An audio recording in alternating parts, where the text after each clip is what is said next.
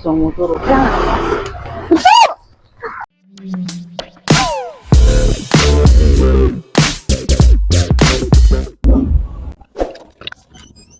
Good morning po. Morning, ma'am. Ano po kayo? Morning, family. Sister Ate. Namalay ko eh.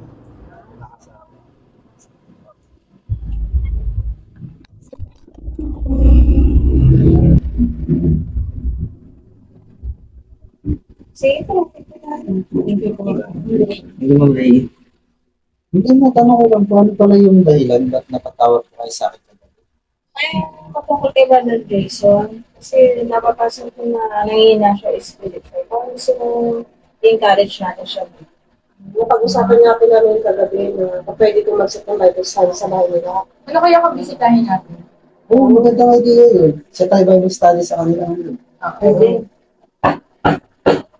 Ay, tayo lang po may kumakain. Sakto, brother Jason. Pag-uwi ka, pinatano namin doon sa bahay nila. Kasi na, parang nabita lang sa inyo. Ah, gito rin ako. Kasi naman,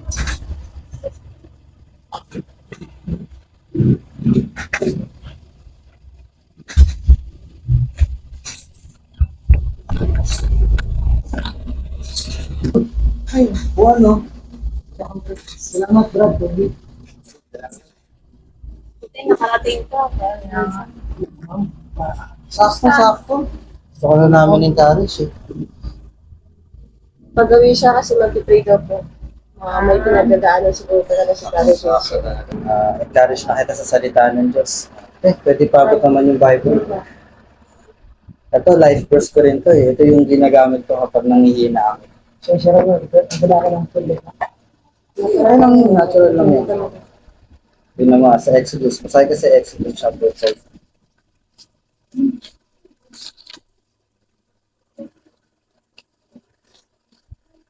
Ayan, sabi ng Biblia dito, the Lord shall fight for you, and ye shall hold your peace. So, Brother Jason, ito lang ang encouragement ko sa'yo. Lagi mo tandaan na hindi ka nag-iisa.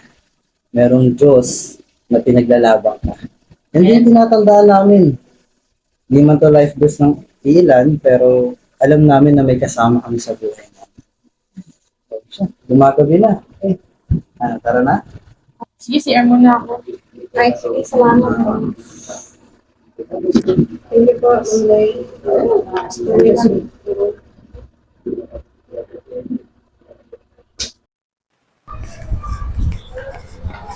Isang motor. Kaya nga.